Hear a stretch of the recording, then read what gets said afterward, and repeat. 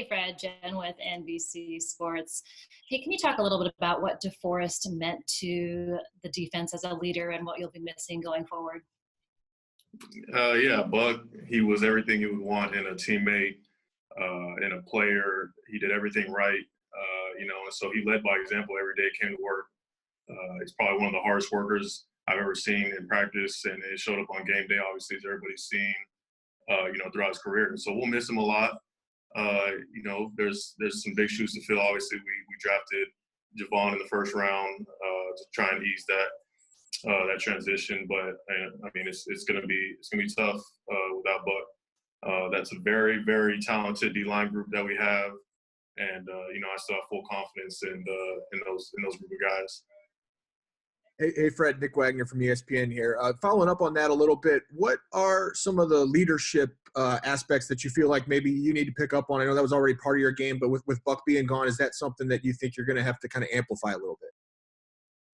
I don't think I'm gonna have to change a bunch of what I do.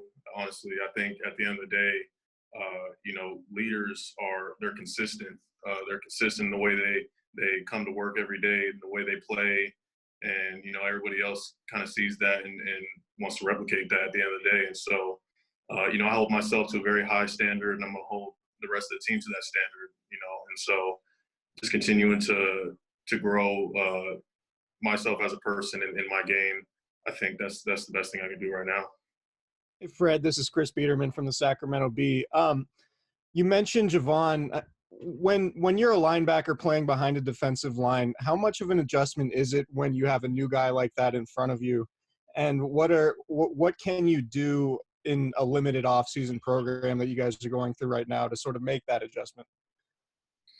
I think with young guys, it's not. I don't think it's a big transition between linebackers and D linemen. Honestly, I don't think there's much to get into with that. I'll save the X's and O's for with the D line and Coach Cassera. But just in terms of building chemistry with the group and with the guys, obviously we're not able to come in for OTAs and be with one another, but kind of just shooting ideas off of each other and communicating back and forth through video call and just these virtual meetings we're having right now. I think we're still getting a lot done, even though we're not able to be in the same area all at once. Hey, Fred, it's Josh Seabout from AP. So I talk about the possibility that some games might need to be played without fans because of the situation going on. Have you thought about that, and what would that be like as a player? You're so used to having the crowd and having that environment to be able to play. You have to play. Yeah, it'd be different for sure. Hands down. I think we have one of the best fan bases in the entire league. Obviously, the faithful have been huge, for this franchise. And this past season, it was awesome. Just having them come out to every game and be loud and cheer for us. But I don't really know what the future holds with that situation. There's a lot of people behind the scenes working on that, and I know a lot more about it than I do. So I'm just going to focus on making sure I'm ready for the season. Hey, Fred, this is David Lombardi. I was wondering if you're kind of tracking your teammates, particularly Quan. He's in the same position group doing his workouts with Kendrick on Instagram. And B, what's a linebacker meeting like in Zoom? Can you yeah. So what's that like to meet with those guys, Dre and Quan? Yeah. I see Quan and KB, posting their videos on Instagram. I love it, honestly. Just being able to see them. There's other guys who are posting their workouts. I think it's just great to see. Obviously, everybody's bought into, coming back as prepared as possible come training camp. If, it starts on time and everything.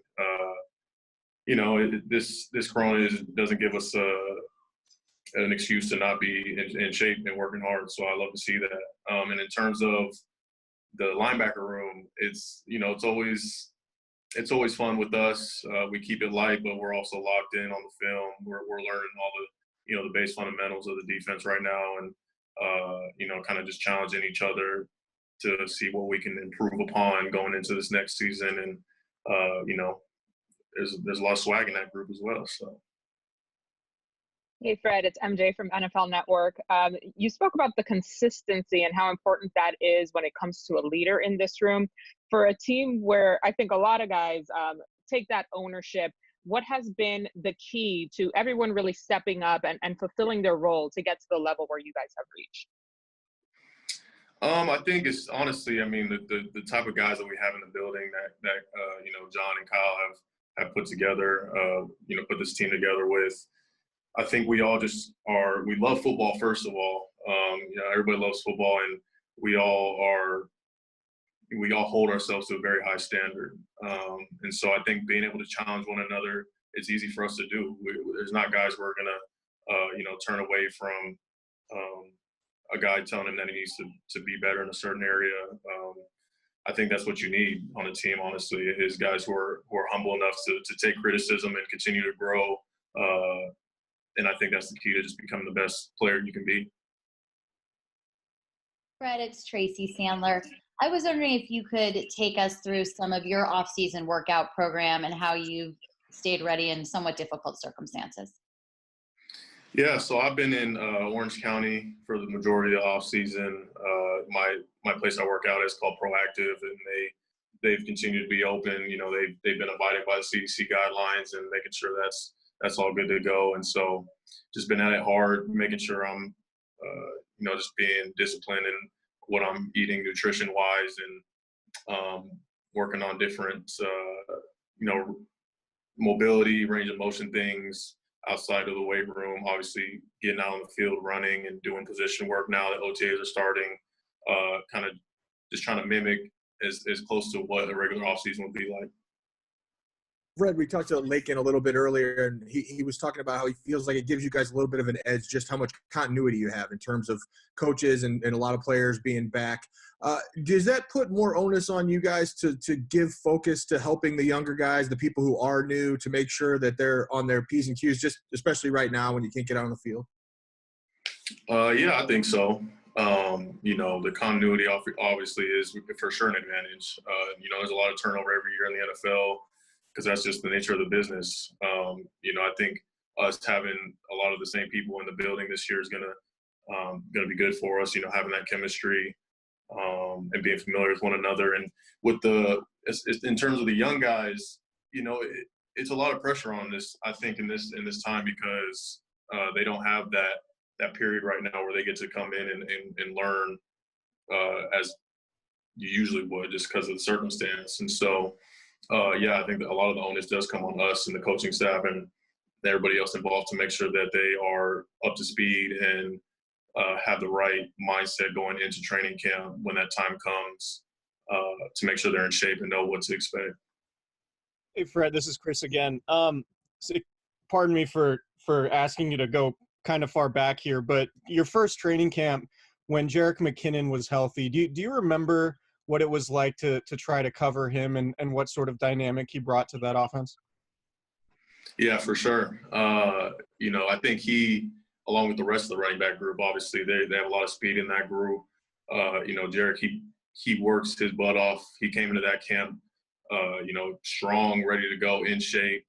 You know, and so I think as a rookie coming in, it was kind of like I had seen him with the Vikings a little bit, so I knew that he had some skills, and so being able to go out there and try and compete against him, it was fun. And then obviously he went down towards the end of the preseason, which sucked. But I mean, he's battled through a lot of adversity so far. You know, being with the 49ers, I'm excited for him to be healthy now and get back with us.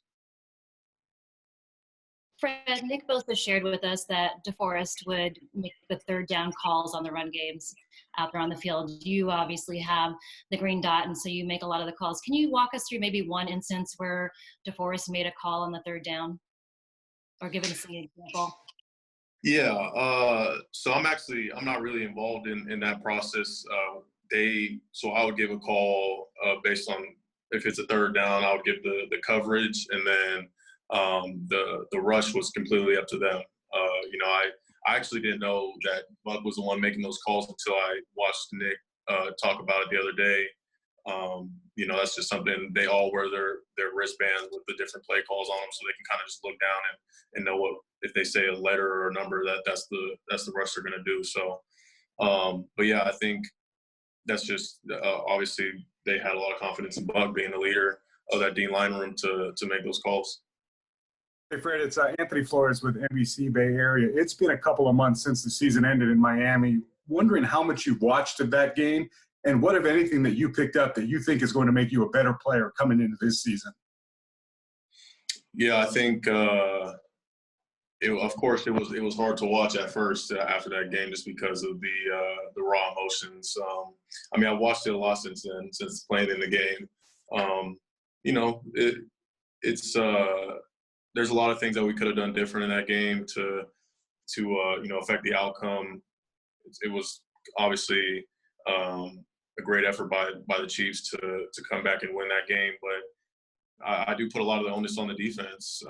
You know, being able to get a stop in the fourth quarter when they started to come back. If we would have got a stop, I think that's how we win the game. But you know, for myself, just there was a couple plays I could have made in that game to maybe help us a little more.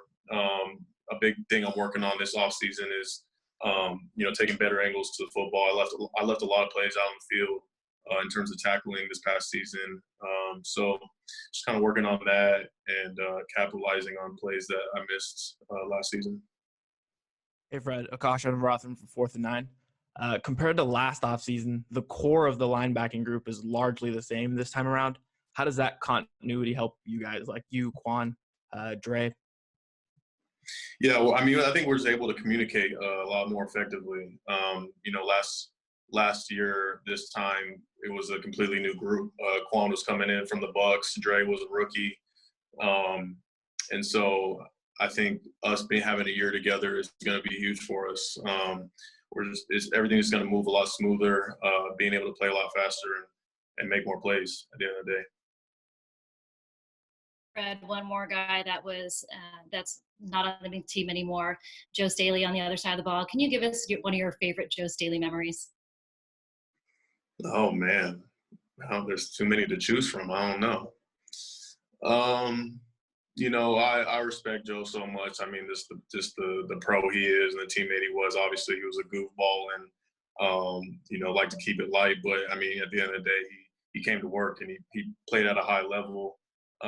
There was a few conversations that me and him had. We didn't have a lot, but there was a couple where, you know, he pulled me aside and told me, you know, how much he respects my game and sees a lot of potential in me to be, you know, one of the greats. And, you know, comparing me to Pat and him playing with Patrick and, you know, seeing some of the similarities. And so that meant a lot to me, honestly. And so, you know, we'll miss Joe a lot. It'll be hard not having him here anymore, but I mean, he had the ultimate career, and so I'm happy for him.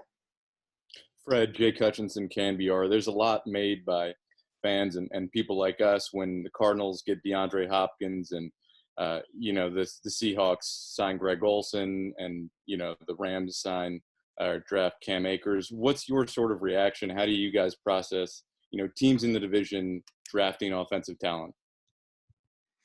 Oh yeah, I think our division is one of the most competitive in the entire league. Honestly, you know, you talk about some of those playmakers that you named, and you know, it's competitive, and you know, every team's getting better and better each year, and it's going to continue to be that way. So we have to make sure that we're continuing to grow as a team and adding pieces that we need, and I think we did that in this draft, and so I'm excited for the challenge.